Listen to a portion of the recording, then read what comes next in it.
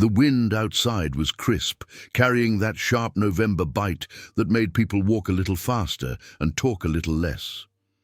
Inside the Iveco truck dealership on the edge of town, warmth flowed from the ceiling vents, and the smell of fresh coffee mixed with the faint scent of polished leather and waxed floors. Karen Brooks leaned against the espresso machine in the showroom's staff lounge, laughing mid-sip. Amanda Clark stood nearby, tapping away on her phone, while Susan Miller crossed one leg over the other on the arm of a leather chair. "All I'm saying," Karen said, "is if I have to deal with another guy walking in here in flannel, asking about payment plans on a $100,000 truck, I swear I'll lose it." Amanda smirked. "Last week I had one try to trade in a four-wheeler and a hunting rifle as down payment." Susan rolled her eyes. "God bless America, right?" The three of them burst out laughing as if it were a morning ritual. Their corner of the dealership gleamed with professionalism. Sleek brochures, digital screens showcasing the latest Iveco models, and meticulously arranged desks that practically screamed commission goals. At 9:17 a.m., the dealership doors slid open with a mechanical hiss. A man stepped in slowly, as if dragging the cold in with him. He was tall, broad-shouldered, despite a slight hunch from age. His flannel shirt was faded and dusty. His jeans were stained, worn, and torn near the knees. His boots looked like they'd walked across 3 states, and they probably had. A trucker's tan lined his weathered face. His hands were calloused. His presence was quiet, yet grounded. He walked past the polished trucks on display and approached the reception area. Karen spotted him and nearly choked on her coffee. "Oh my God! Look at this guy!" she whispered to Amanda and Susan. "Is he seriously coming in here?" Amanda asked, narrowing her eyes. Susan gave a dramatic sigh. "He probably wants to use the bathroom." They watched as the man paused at the front desk. He gave the receptionist a polite nod and spoke with a calm, low voice. "I'm looking to see the catalogue for your newest models," he said. The receptionist blinked, uncertain, before glancing toward the saleswomen. Karen strode over with the confidence of a wolf scenting weakness. Amanda and Susan flanked her like well-dressed shadows. "Sir," Karen began, her voice sugar-coated, "our catalogues are typically reserved for serious buyers." "I am a serious buyer," the man replied simply. Amanda arched a brow. "We can get you information about our older inventory, something a little more affordable." "I asked about the new models," he said again, his tone unchanged. Susan smiled tightly. "Are you sure you're in the right place, sir? Our used lot is 2 miles west." "You can't miss it." The man looked from one to the other, slowly, then back at Karen. "My name's Robert Harris," he said. "I'm here to see what's available." The name meant nothing to them. Karen snorted under her breath. "All right, Mr. Harris, but just so you know, these trucks start well over $120,000. We don't do free test drives." Robert simply nodded. Amanda stepped closer and whispered, not quietly enough, "Maybe he just wants to take some brochures home for show and tell." The three women laughed again, this time in full view. Still, Robert stood his ground. "I'd like to see the catalogue, please." Karen gave an exaggerated sigh and picked one up from the desk. As she handed it to him, she leaned in and said with a mocking smile, "Try not to get grease on it." He took it without a word. As Robert flipped through the pages, pausing occasionally to nod or make a soft, the women watched with thinly veiled disdain. Amanda tilted her head and asked, "So, Mr. Harris, what do you drive now? An old Freightliner, maybe a rusted-out Kenworth?"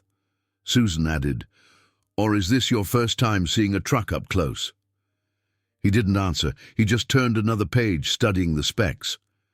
Karen, growing annoyed, stepped in again. "Listen, sir, we have real clients coming in today. Business owners, fleet managers. You're kind of in the way." Robert raised his head and locked eyes with her. There was no anger, No irritation, just clarity. I'm not in your way. I'm in your dealership. Karen's smile faltered, but she pressed on. Look, it's not personal. We're just trying to keep the area clear for actual business. Amanda pulled out her phone and started texting security. Susan said loudly, "You know, we're trying to run a professional operation here.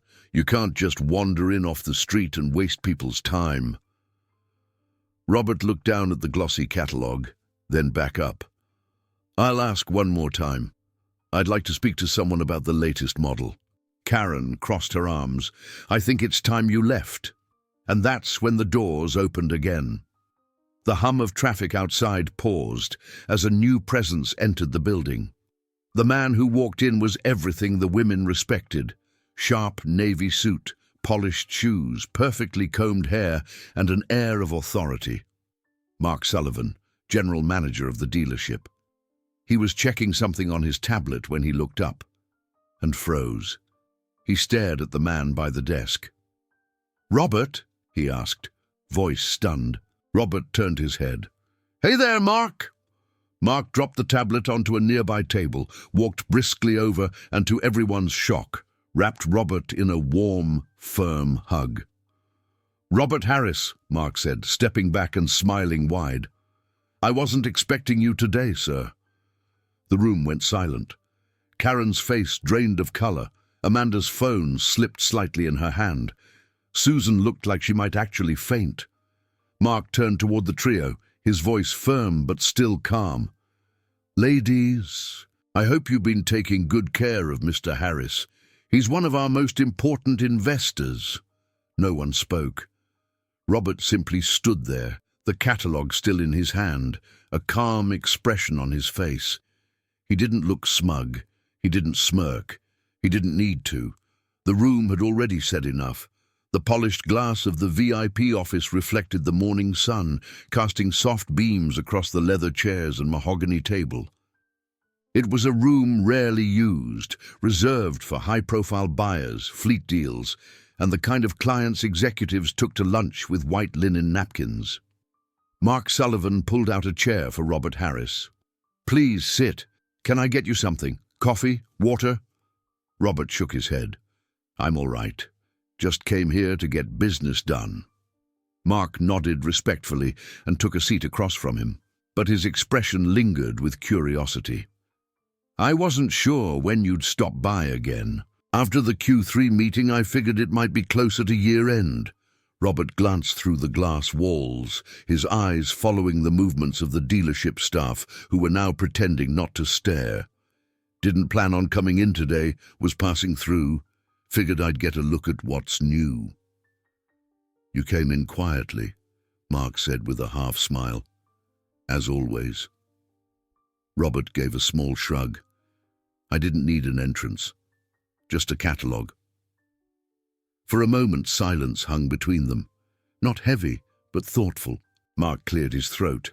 "Let's talk about your order. You mentioned 4 trucks." Robert nodded. "Fleet expansion. My nephew's growing the operation in Montana. Wants newer models for the long hauls. I'll need 4 units, top spec, GPS, full sleeper cabs, powertrains for steep climbs, the works. I'll have the lead technician put together a build sheet by this afternoon," Mark said, already making notes on his tablet. "And of course, full discount package, corporate priority service, and dedicated support line." Robert gave a slight smile, but it didn't quite reach his eyes. Mark noticed. "Robert, what happened out there?" Robert leaned back in the chair, his voice calm. "Let's just say I wasn't greeted the way you just did. 3 of your team had strong opinions about what kind of man walks in with boots and dust."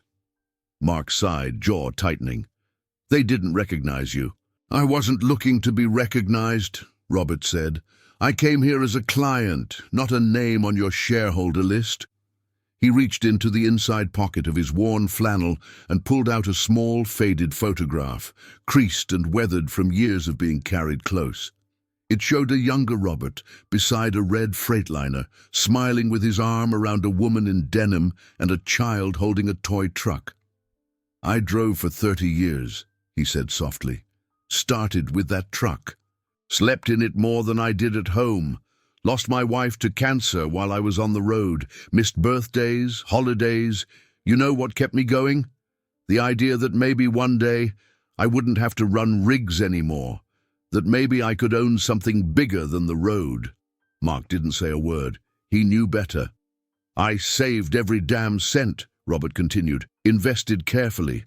Bought shares when no one else believed in Iveco. Stayed quiet. Never showed up to boardrooms. Never asked for favors. Just trusted the company to grow. And it has, Mark said. Because of men like you. Robert looked up. Then maybe your sales staff should know that. Mark stood. They will. He stepped out of the VIP office and closed the door behind him. Across the dealership floor, tension buzzed like static. Karen Brooks was pacing near the coffee station. Amanda Clark was scrolling through emails that suddenly felt very unimportant, and Susan Miller stared blankly at the wall-mounted display screen flashing through truck models she never thought she'd have to explain to that kind of customer. Mark's voice cut through the quiet. "Ladies, my office now." They followed him into the main meeting room.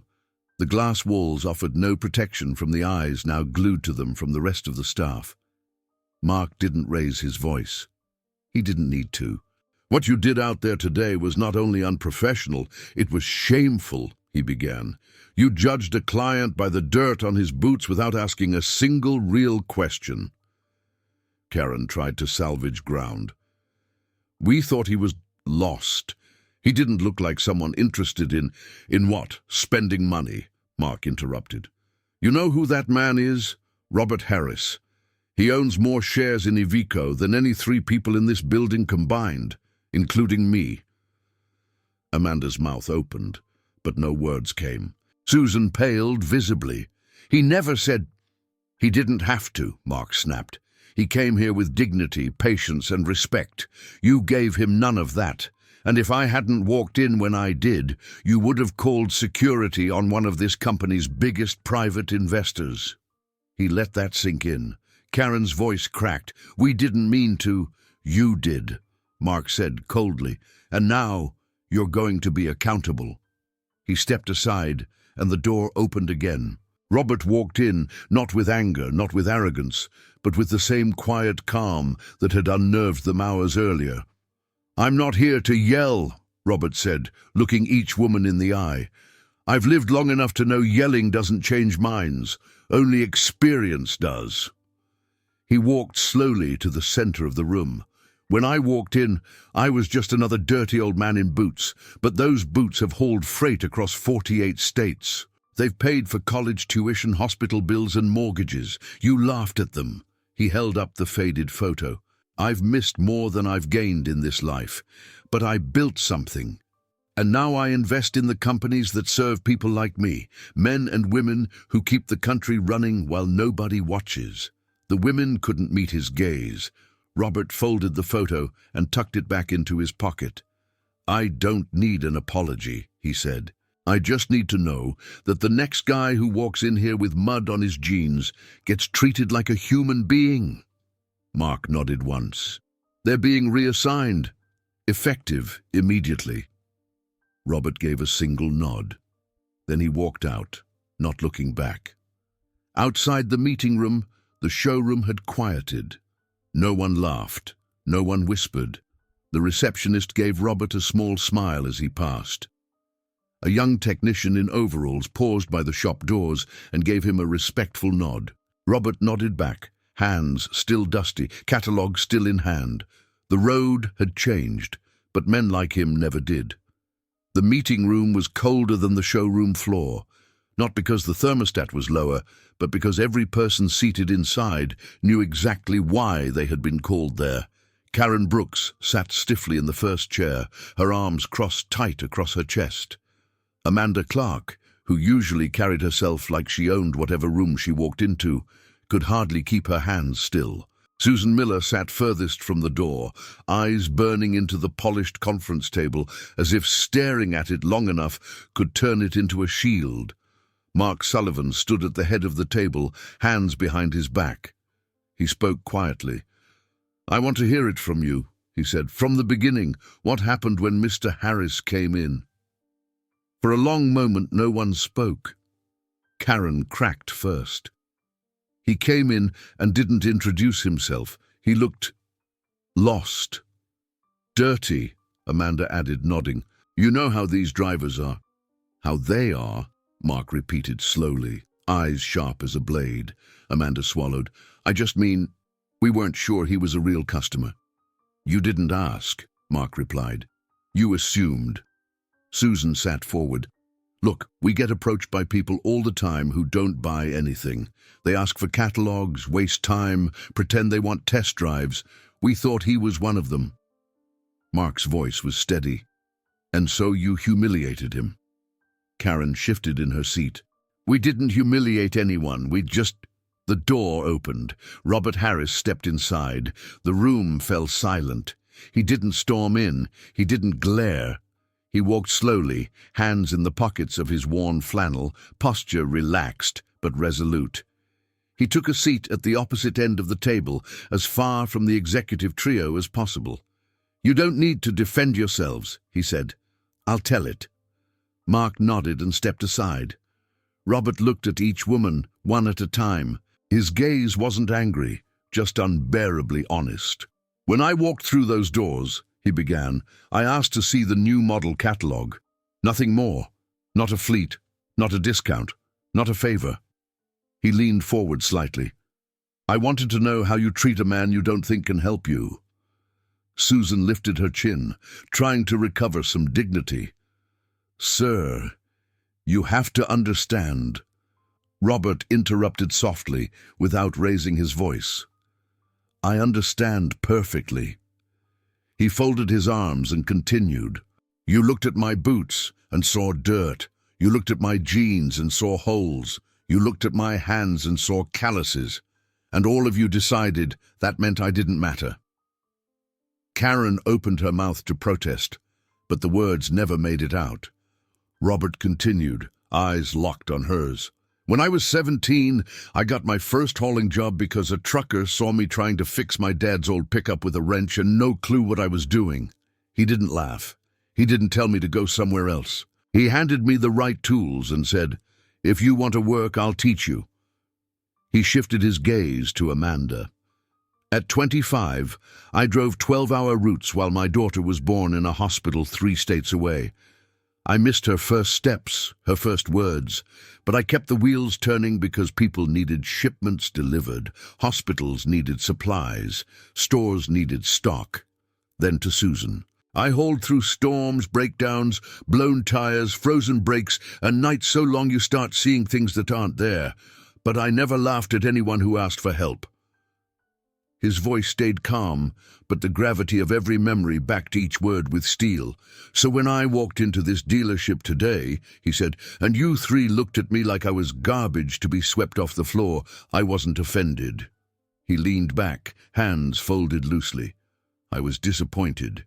The room was so quiet that the hum of fluorescent lighting seemed like thunder. Mark looked at the executives. "Do you understand what he's saying?" Karen swallowed. "We made a mistake." Robert shook his head. "No. A mistake is dropping a brochure or mixing up paperwork. What you did was a choice. You saw someone who didn't fit your idea of worth, and you dismissed him." Amanda's eyes glistened. She blinked rapidly, like tears were an inconvenience. Susan whispered, "We didn't know who you were." Robert's reply was instantaneous. "You shouldn't have to."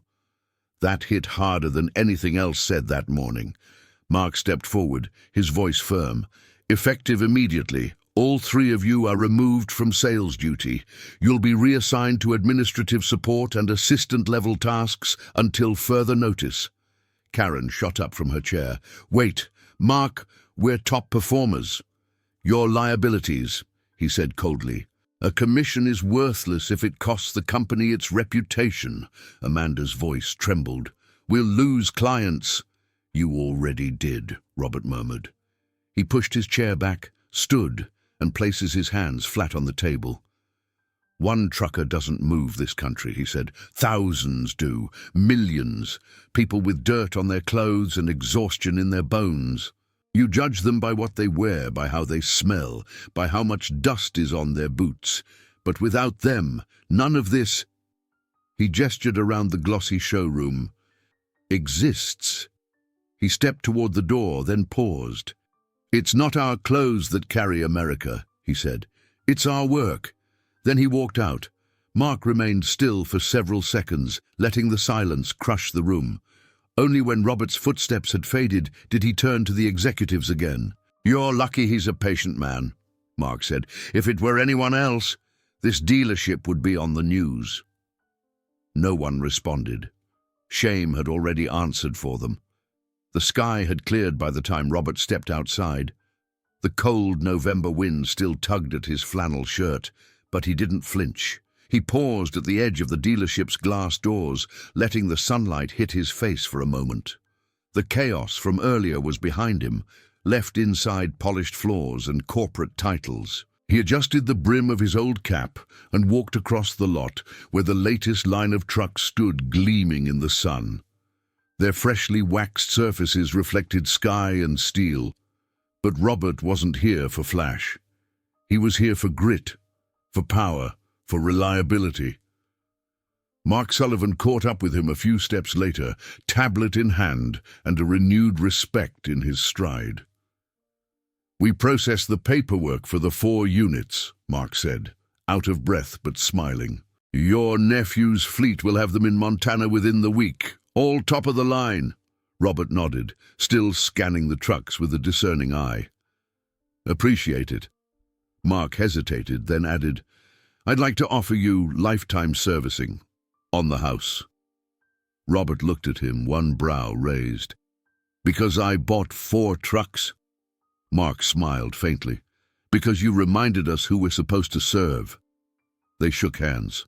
Nothing more needed to be said. Robert walked toward one of the new trucks parked near the far corner of the lot, a matte grey Iveco with black trim and chrome wheels. It was quiet, strong, and beautifully understated. A few employees were watching from the showroom windows, but none dared interrupt, except one. From the garage door near the service bay, a young man in a grease-stained shirt jogged across the lot, his work boots thudding against the concrete. "Sir!" the mechanic called out. Robert turned as the kid caught up. He couldn't have been more than 25. His hair was tucked under a backward cap, hands still smudged with oil, face flushed from nerves or maybe just awe. "I'm sorry, I just wanted to say thank you," the young man said, breathless. "I saw everything this morning. I work in the back, but we heard it all." Robert tilted his head. "You all right, son?" The kid nodded quickly. Yeah. What you said in there. About work. About people like us." He looked down at his hands. "I didn't think anyone in a place like this still believed that." Robert studied him for a moment. Then gently he said, "What's your name?" "Ethan." "Well, Ethan," Robert said, "you ever dream of owning your own rig?" "All the time," Ethan replied. "Every time one of them pulls into the shop. I keep thinking, one day I'll have one with my name on the door." Robert smiled. "Then keep working. Learn every bolt, every gear, every mile of the road. You keep showing up, even when no one notices. Because one day, they will."